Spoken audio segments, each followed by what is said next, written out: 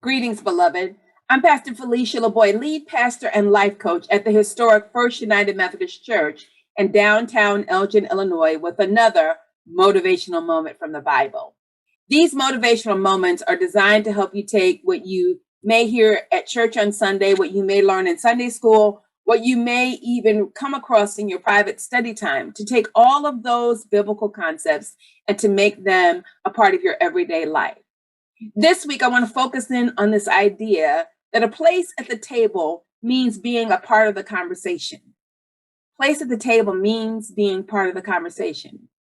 What do you mean by that, Pastor Felicia? I'm so glad that you asked. And perhaps the best way for me to explain to you what I mean is to tell the story of one in the Bible by the name of Mephibosheth. Can you say that? Mephibosheth. Can you say that 5 times fast? Mephibosheth. Anyway, Mephibosheth is the grandson of King Saul and the son of Jonathan, David's great friend. And we know from the Bible, if we were reading in 1st and 2nd Samuel, we know that in the Bible that the kingdom has been promised to David and taken away from Saul, and that Saul has been trying to kill and capture David because he's jealous. And even though Saul has that in mind for David, David and Saul's son Jonathan become great friends. They become covenant brothers. They become, as we would say in my community, they become the best buds or ace boon coons. They are really tight friends. And so there is a war and a fight, and David doesn't have to take care of Saul. God allows the enemies of Israel to do that. And Jonathan is killed as well. And as David continues on his rise and secures the kingdom, he begins to ask a question about, is there anyone from Saul's house who's made it out? Is there anyone that I can show some kindness to? And it is there in 2 Samuel, initially in 2 Samuel 4, and then later on in 2 Samuel 9, where David asks, is there someone who I can be kind to?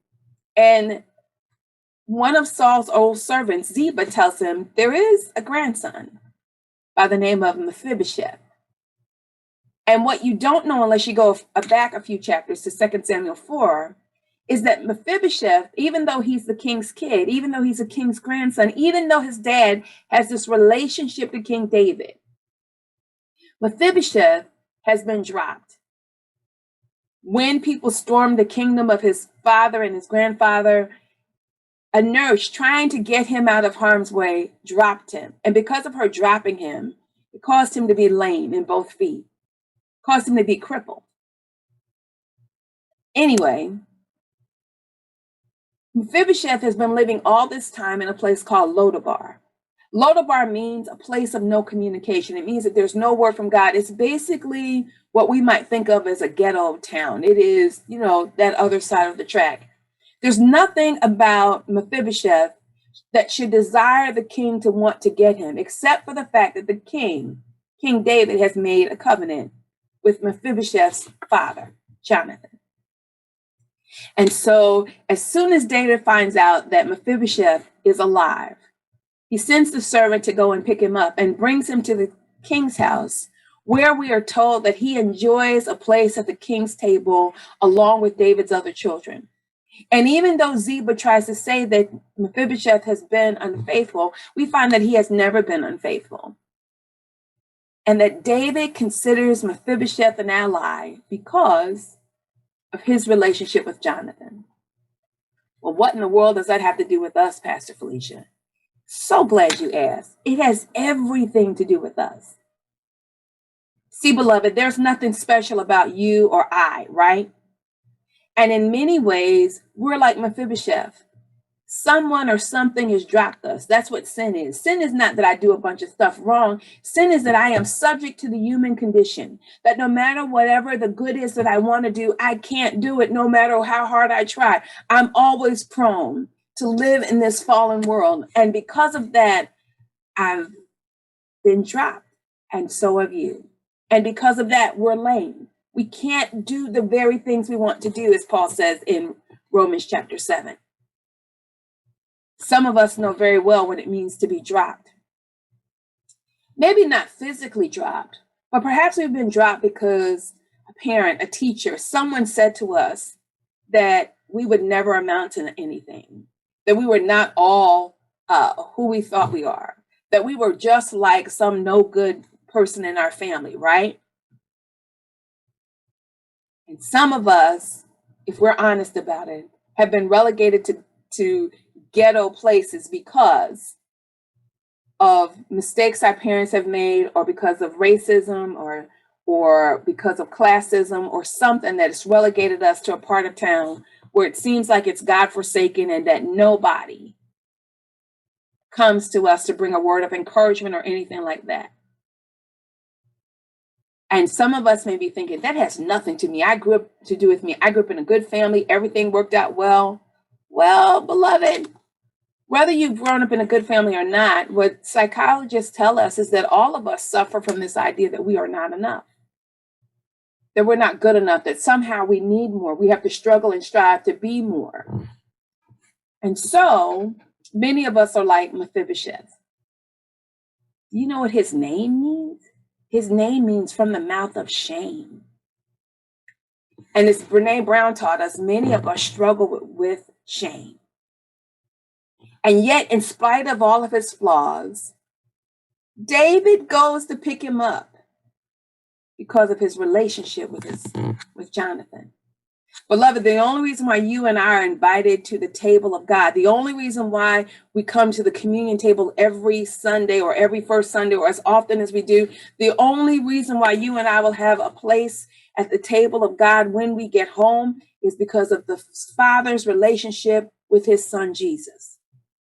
There's nothing special about us. It is what is special about the relationship he has with his son. I know that you're still asking, Pastor Felicia, what does this have to do with us? I am so glad you asked. Did you hear in the story about Mephibosheth that I said that the king sent a servant to go and get the boy who had been dropped, whose name meant shame, from a place that there was no communication, nothing special about, from a place that was, on that side of town? The king sent the servant to go pick him up and to bring him back. Beloved, you and I, as children of God, we are the servants of God as well. And God continuously asked us to go to those folks who are bound in shame, who are from the other part of town, who believe that they are crippled, because he has a place for them at the table. Not only at the heavenly table, but he has a place for them in every church as we gather around his table, the communion table. And you and I have a responsibility not to only bring folks to God's table, we have a responsibility to bring them to ours too. And to bring them to a place at the table where, not that they just sit at the table and we ignore them, but as this little meme says, it says that we bring them to the table and make them a part of the conversation. We let them know that they are valuable, beloved, and that they are necessary to the kingdom of God. Let me see if I can explain this in a different way. When I was a kid, I spent my summers in North Carolina with my grandmother.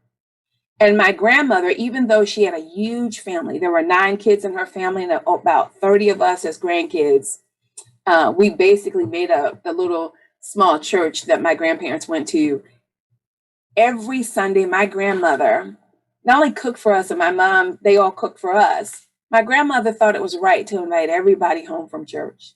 Not a big church, but inevitably all day Sunday, people would drop in, and as they dropped in, handed a plate of food and joined into the conversation. And many of those folks would stay late into the afternoon.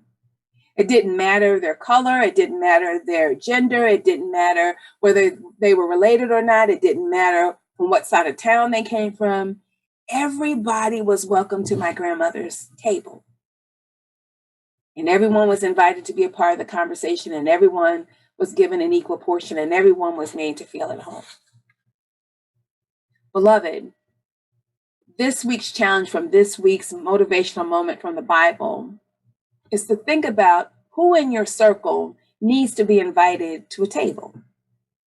I know that we're in Corona and all those other things, but who needs to be invited to your conversation? Who needs to have you pick up the phone and say, hey, I was thinking about you. Hey, I miss you. Hey, you want to be a part of this family and this life? Let me see if I can give you one more example and to make this point even more at home. When I was a young adult, I went to a church, an Assemblies of God church. It was pretty large. And one year I had lost my job. I had a very prominent job, and I was a very, in terms of the people in that church, I probably was at the top of the heap in terms of income. And that year I had to rely on the goodness of the church to help me make my rent and to pay my car payment. Anyway, that's not the point. And that Christmas, I was so grateful for the ways that God showed up, for the ways that my church family had become family to me, that I really wanted to just kind of have a dinner. And this idea began to come to me about inviting people to my house for a little Christmas dinner. Nothing fancy, just a few not cocktails, but a few those little weenies and meatballs, just, and maybe a game night. And as I began to think about who I would invite, what began to dawn on me was that I needed to invite this older gentleman, an older white gentleman that I kind of knew in passing. And I knew that he was a truck driver. He was older than me. He was kind. He didn't really say much, but more and more God began to impress on me that I needed to invite him to this little gathering, this little party. And so I thought, well, God, I don't think he's going to come, but I will ask him. And I asked him to come, and oh my God, what a delight he was. We had the best time. He played games. He helped us clean up. He was so grateful that we had invited him over. In fact, he was the last person to leave my house that day. So what's my point? Beloved, especially because of that virus, people all over the world and in our communities are lonely. They need to be invited to a table, to a conversation. They need to know that we love them, and so does God. And when we get out of this thing, that there is a place at the table, at God's table at the church and at our tables in our home. They need to know that there's a place at the table where they can be included in conversation because God has already included them at the foot of the cross. Not because of anything that we've done, but because of the Father's relationship with the Son. Beloved, this is Pastor Felicia LaBoy, lead pastor and life coach at the historic First United Methodist Church, with another motivational moment from the Bible. I love you, and I'll see you back here next week.